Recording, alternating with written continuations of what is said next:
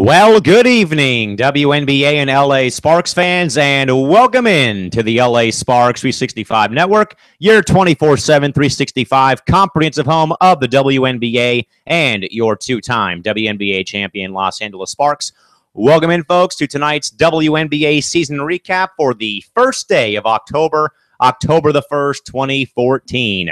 Alongside Chris Amancio via Apple's FaceTime once more here. Again, Cal McClure joining you folks here from Studio 171 in San Diego. Chris, good evening, man. And wow, October's already here, man. How's it going? Just hanging here. All right, folks. So again, tonight we got one more recap of a season for a WNBA franchise. And tonight, folks, we are recapping the 2014 season for the New York Liberty. The Liberty finishing the season at 15-19, finished tied with the Chicago Sky for fourth place in the WNBA Eastern Conference, but by virtue of tiebreakers, they did not qualify for the postseason once again. And Chris, before we get to anything about the Liberty as far as the team goes, as far as players and coaches and stuff, Chris, you know, it's kind of daunting, Chris, that we've seen this Liberty team that in the early years of the league, man, was a team that nobody really wanted to play in the Eastern Conference. They were always in the playoff picture, Chris. They got to the finals, you know, like 4 times, I think, in the early years and never won a championship, Chris. So it's sort of not, I mean, this is not like the same Liberty team, Chris, that I've been accustomed to seeing for the past 10 years. So they've always been, you know, solid, you know, great players, always in the postseason, giving teams fits. But Chris, also, man, I think, though, on a broader scale, Chris, it's so like uncommon to not see a New York team in the playoffs in any sport it is, Chris, whether it's baseball, it's basketball, it's football, it's hockey or soccer, Chris. It just doesn't really feel right when a New York team is not in the playoffs, Chris. And this year, man, is no different again, man. The Liberty finished at 15-19. Again, we're tied for 4th place, Chris. We're tied for that last spot, but again, by virtue of tiebreakers, the Sky got it. Now, Chris, let's go to that second point I brought up here, Chris, about New York sports teams, Chris. I mean, I know that you're a big sports junkie as much as I am, Chris, but, I mean, be fair and be honest, Chris. How weird is it for you to not see a New York team in the playoffs in any sport it is, Chris, whether it's minor league baseball, arena football league, indoor soccer, whatever sport it might be, Chris? Just, you know, how weird is it, though, sometimes, man, to not see a New York team in the playoffs for one particular sport? Just seems weird not seeing a New York team in the playoffs, which sometimes you see a New York team in the playoffs, just seems they're not, but a New York team's not in the playoffs. Chris, for some reason, it feels like it's almost un-American if there's not a New York team in the playoffs. The Yankees, the Giants or Jets, the Liberty, the Knicks, the Rangers or Islanders, because it just doesn't feel right. I mean, there's not the same amount of drama, I guess, if you've got a New York team in the postseason. And Chris, the obvious Chris opening bullet here on this, of course, Chris, is the Liberty's current head coach, which, of course, would be currently, Chris, bad luck Bill Laimbeer, man, who, you know, had a tremendous career playing with the Detroit Pistons back in the 80s, Chris. He was a part of that, you know, those old Detroit bad boy teams with him and Dennis Rodman and Isaiah Thomas, Chris. And, of course, you know, a sort of a legendary name in the WNBA as well, Chris. 3 titles with the Detroit Shock, Chris. But now it just looks like, man, I think, Chris, his time, I think, has run out since the Shock left, Chris, and ever since he's gone to New York, it has not been the same sort of Laimbeer team you would expect to see, Chris, how they would be in your face. They would be, you know, brawls, there'd be fights, there'd be pushing and shoving, Chris. Chris, I mean, I don't know how much longer, though, that the Liberty can continue, Chris, to rely on Bill Laimbeer, man. I mean, his philosophy and style just doesn't suit the Liberty roster right now because, as we're going to get to, Chris, of course, with a running gag we've had since August 19th in the fabulous form with Crystal and Shorty, man, is I think, man, as tough as it might be, Chris, I think it's time for a change, Chris. And I do have one candidate I will throw out there after we get to you, Chris. But your thoughts, though, man, I mean, do you think, though, that it's time that the Liberty kind of bring in a fresh face on the bench sometime soon? Because I just think that Bill Laimbeer's glory days are back in Detroit with the Shock, Chris. What do you think has to happen, though, in regards to perhaps coaching moves, perhaps? Now, again, I do have one name to bring up here, perhaps. But, again, Chris, your thoughts, though, about basically, Chris, what's been BLB, bad luck Bill. Yeah, I think it's time to change, coaching change. Now, Chris, there is one name right now on my radar for the Liberty, and I want to give the fans' take on Twitter, of course, at LA Sparks 265. at Calimac3 or at LA Sparks Fan 30. And folks, you know, the name that popped in my head while I was running, easy for me to say, while I was going through all my notes here for the Liberty for tonight, would be their former player, folks, would be Teresa Witherspoon. Teaspoon has been there, folks, for the Liberty since '97. She's been, she's a big puzzle piece of the Liberty franchise, a staple of that franchise, along with Rebecca Lobo and Katie Smith, and even with Becky Hammond for a brief time. And I think that Teresa Witherspoon could be that first candidate. Then I would say Katie Smith because she's 2 and a current assistant coach. But if there aren't any Liberty fans up at 1:35 in the evening or in the morning over there in the Big Bad Apple, who do you guys think could be a candidate for your team? I said Teresa Witherspoon and perhaps Katie Smith. Let us know on Twitter, folks, and we'll get to your tweets later on. Now, Chris, of course, the other bullet point we'll get to here, Chris, or the other bullet here, man, which has been a running gag on Twitter, a running gag in Hangouts and stuff, Chris, again, is the roster age of this Liberty Ball Club, Chris, which, again, man, I do believe does qualify for AARP, Social Security, and Medicare, and is a retirement home for WNBA players, Chris. Now, in all seriousness, man, this has to be the oldest roster in the league, man.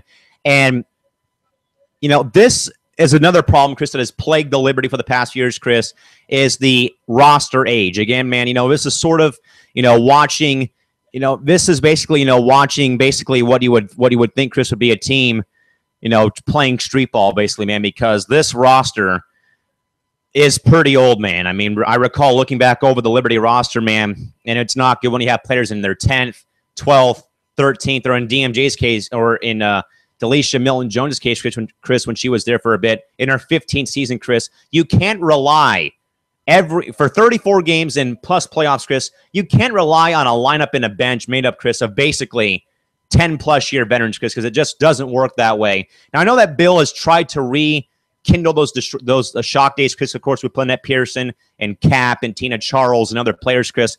But unfortunately, man, as a lot of memes say, Chris, you can't keep bringing up the past. I mean, the Yankees can stop bringing up the past about World Series house, Chris. I think, Chris, Bill Lambier needs to snap out of being in 2003, 2006, and 2009, Chris, because those Detroit shock days, Chris, are gone and they're dead and buried because that franchise is not the same like it was when he was at the helm, Chris. I think it's time, though, that they just completely, play a little AC/DC, play TNT by AC/DC and blow up this roster, man. Get rid of all the age veterans and bring in some young core talent, Chris, because, again, man, for 34 games and plus the playoffs, Chris, I mean, the bodies are going to be deteriorating further and further, man. And I know it's the case with the Lakers, with Nash and Kobe, along with the Nets with KG and Kevin Garnett, Chris, who's going into his 20th season in the NBA this year, man. In your view, man, knowing the roster age, how much longer, though, man, do these age veterans, Swin Cash, Cap, among a few, Chris, I mean, how much longer, basically, can they keep doing this, Chris? And above all, too, man, with Bill Lambier as their head coach, man, because that he's going to rely heavily on all these veterans, Chris. I mean, is there, any hope, perhaps, for the future that this roster gets blown up sometime very soon? Yeah, probably very soon. And get some young players on the roster.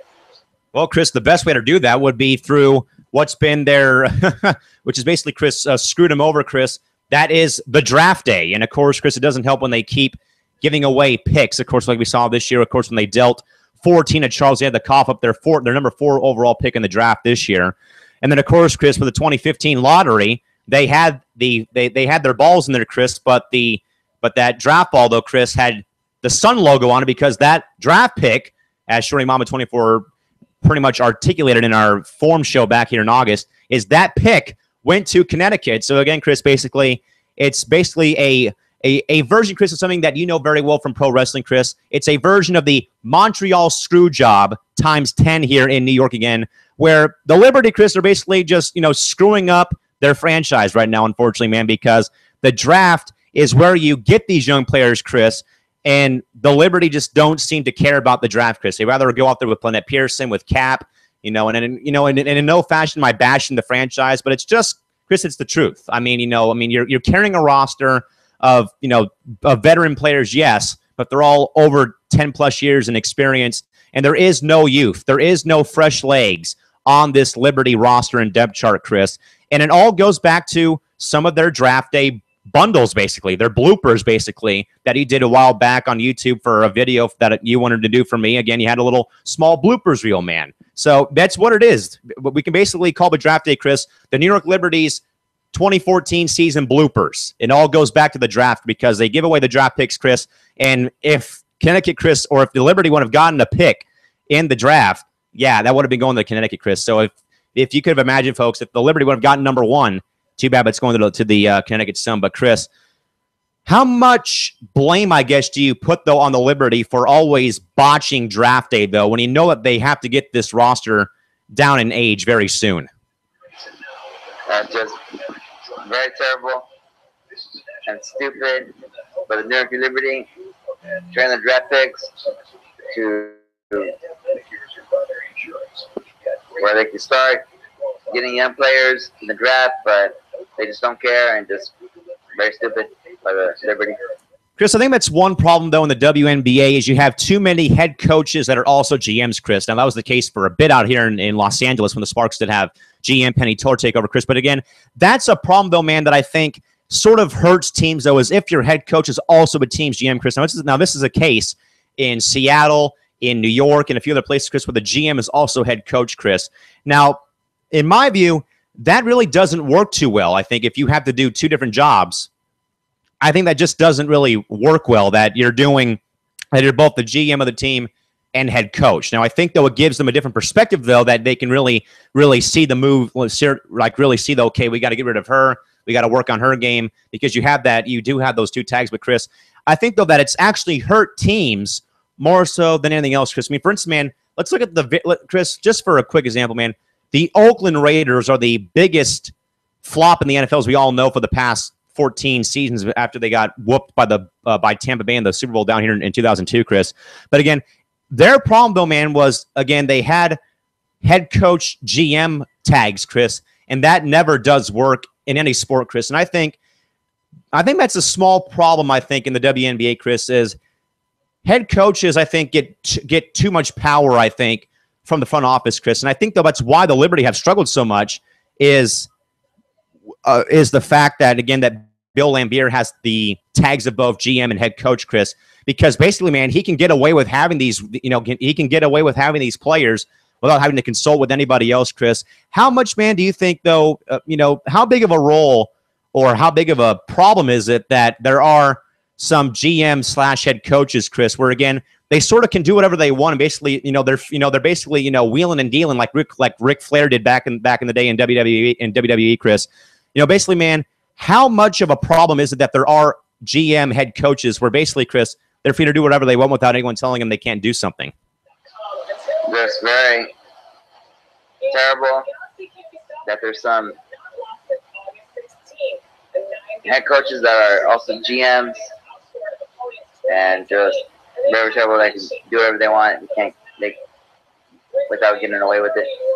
Chris, that might be something that might need to be brought up, I think, at the next WNBA Board of Governors meeting, Chris, is I think it's time that we actually cut ties with this owner or this GM head coaching baloney, basically, because I don't think it works in any sport you play, Chris, whether it's, the WNBA, the AFL, or for God's sake, Chris, the damn lingerie football league. Whatever sport it is, Chris, head coaching, GM/head coach, Chris, I don't think it really works. It just doesn't seem to. I don't know what it is. I mean, it just doesn't seem to really strike me in a good way where I think I don't think it just really works. Now, Chris, one more thing here, or a few more things here with the Liberty, Chris, is basically any hope for the future, man. I think that the Liberty, okay, it's been a few bad seasons, we know, man, but I think, though, that there is, that I think, Chris, that there is a chance that the future could start getting a bit brighter there in the Big Apple, Chris. I think, though, man, that there are a few small things that have to be tweaked. Either it's a head coach, it's dumping some players, getting some youth in there, Chris, or above all, stop with the draft day nonsense. I think Chris, I think we have a good game plan for the Liberty, man. I think it's either, tweak Laimbeer in a fashion, Chris. I think what they do, Chris, is they drop his GM tag, I think. I think you bring in, a fresh GM into the, in the front office, and you keep Bill as head coach, Chris, where he can't get away with doing stuff like like he did last year with getting Gino Charles, yes, Chris, but again, coughing up a big draft pick for the Liberty. And also, Chris, I think, though, that has to be set in stone, Chris, is when you draft a player, give them a shot. Don't say 2 preseason games and say, go play in Romania. So, sorry, Megan Simmons, but get out of New York because you don't want you here anymore, Chris. So I think, man, there's a few things that need to be worked out. I think it's either you dump or you drop the GM tag from Bill Laimbeer, or you get rid of him in general. You bring in Teresa Witherspoon, or you promote Katie Smith. I mean, Chris, there's a lot of avenues to go there in New York, Chris. Right now, what is your future game plan for the Liberty at this point in time? Because I think, Chris, right now, I think you slash off the GM tag for Laimbeer. You basically get rid of a few of the age veterans. Stop wasting your draft picks on old players, and above all, don't keep on getting rid of the players. Chris, what is your game plan, though, for the Liberty going forward towards 2015 in the spring? I think just get rid of Laimbeer out of New York. I think his days are done. Back in Detroit, I think get rid of Laimbeer, bring in someone else as head coach, and then the GM, and don't keep training the draft picks. Get some young players, and then you should be ready to go. Chris, there was a viewer question, but apparently there was commenting saying thanks for. They were just saying thanks, and we will say thanks to you, the anonymous viewer that said that. But just kind of popped in there again just a little bit. But again, thanks for the folks that are watching though here tonight on the LA Sparks 65 Network. All right, Chris, we look back over the 2014 WNBA Eastern Conference Champions again. Chris, the Liberty finished tied with the Chicago Sky at 15-19, but again, by virtue of tiebreakers, the Sky got the 4th spot over New York. Now, Chris, the Liberty again scuffled out of the gate again like they did a few times, man. Again, a pretty rough start, but again, towards late July, early August, just sort of picked up the pace. But again, I think it was just too little, too late, man. And again, I think sort of what you can blame again, Chris, is the roster age. Again, man, with Cappy Pondexter's Cap had a few injuries during the season. You had Delisha Milton-Jones on that roster, Chris, who was in her 16th season before she got dealt to Atlanta for Swin Cash. Yeah, so you dealt one age veteran for another age veteran. Smart move, Laimbeer. Good job. But again, Chris, I think that the Liberty came on, yes, but again, it was too late in the season, Chris. So again, can they possibly, in some very small fashion, improve on next season, or will they find themselves back in that lottery machine next year for the 2016 WNBA draft? What do you think happens for New York next season? I'll probably maybe get a bit much better, but I think they'll probably be still in a lottery pick. I think they are basically going to have a lottery bound as their hashtag for the next few years until they can blow up that roster a little bit. Tomorrow night, folks, back here on the network, we'll recap the 2014 season for the Indiana Fever. Pretty emotional year for the Fever. Again, folks, of course, with Lynn Dunn retiring, Stephanie White coming in to take over for Coach Lynn Dunn. The Fever recap is tomorrow night at 10 o'clock right here on the LA Sparks 365 Network. All right, Chris, to recap for the New York Liberty, Chris, again, man, I think we can start again or go back and reiterate, Chris, again about Bill Laimbeer. Again, Chris, a gentleman who had a lot of success in the NBA, Chris, and some early success in the WNBA. Again, winning three titles with the Detroit Shock back in the heyday of the old Detroit Shock. Went to New York, Chris, and really never found his stride again, man. And again, I just think, man, that his days, man, I think his days have been numbered. I mean, they're not. I mean, they have been numbered, I think, for quite some time because of just how bad New York has played over the past few seasons. Chris, I mean, I'm not sure though. I mean, I know we've talked a lot about Bill Laimbeer over the course of the last 49 minutes or so, dude, or 19 or 20 minutes, I should say. But Chris, again, man, just knowing, man, that Bill Laimbeer has had really no success in New York. I think, though, man, that I think we've come to the conclusion, Chris, that it's time that the Liberty do something. Either get rid of his GM tag or just get rid of him completely, Chris. And Chris, what do you think right now is the best option for the Liberty? Get rid of the GM tag or just completely say, sorry, Bill, thanks for the great years, man, but we need some fresh blood in here. Chris, what is your best option for the Liberty right now going forward as far as it goes with the head coaching situation? I think the best bet for the Liberty is to get rid of Lambier and get a new